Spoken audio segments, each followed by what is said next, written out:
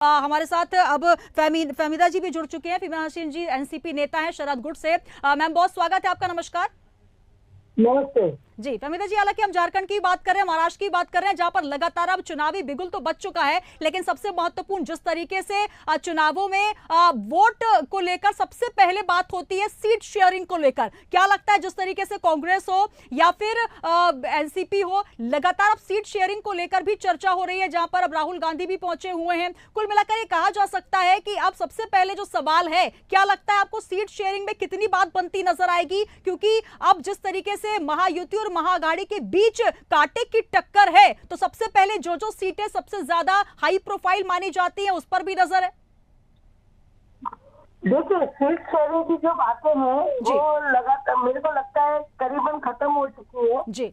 और जो हमारे वरिष्ठ है उन्होंने जो भी किया है उस हिसाब से जिसके जितने आमदार है वो सीटें उनको जाएगी और बाकी जो भी मजबूत कैंडिडेट है, जैसे कि हमारे जो अजीत दादा के साथ में चले गए जो कैंडिडेट, वहाँ पे सारे बीजेपी के लोग जो ने पक्ष प्रवेश करके उनको भी समझ में आ गया कि जो बीजेपी पार्टी है वो यूज कर रही है, यहाँ हमारा क्या काम है। मैं नहीं कह रही हूँ, वो बीजेपी के लोग ही कह रहे हैं जी। और दूसरी बात अभी आपने ये की कि जैसे कि प्रधानमंत्री मोदी जी जम्मू कश्मीर का और हरियाणा का इतना मतलब चुनाव होने के बावजूद भी लगातार अमित शाह जी भी जो महाराष्ट्र में आ रहे हैं जी। तो हमारा मानना ऐसा है कि जैसे कि अमित शाह जी और हमारे नरेंद्र मोदी जी दोनों महाराष्ट्र की लगातार रेकी कर रहे हैं, क्योंकि बीजेपी सरकार महाराष्ट्र में जो खेला करने जा रही है ना, वो हरियाणा में समझ में आ गया है महाराष्ट्र के लोगों को कि रेकी यहाँ, इसी वजह से उन्होंने ट्रायल वहाँ हरियाणा में कर चुके वो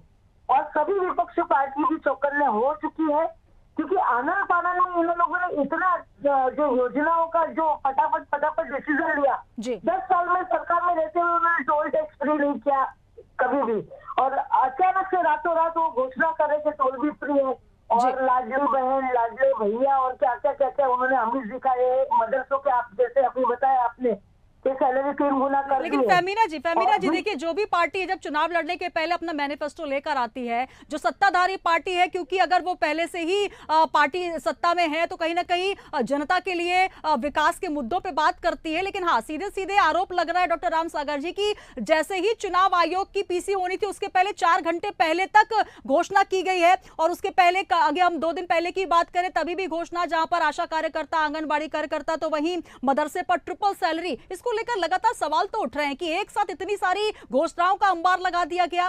क्या कहेंगे?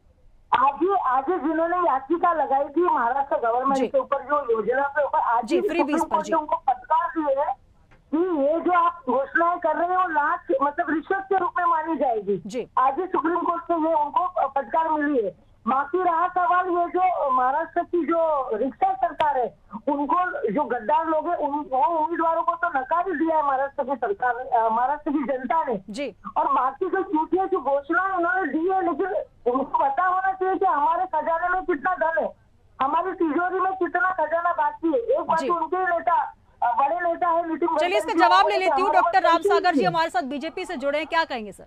समय आ गया ना, चुनाव में जनता अवसर करेगी।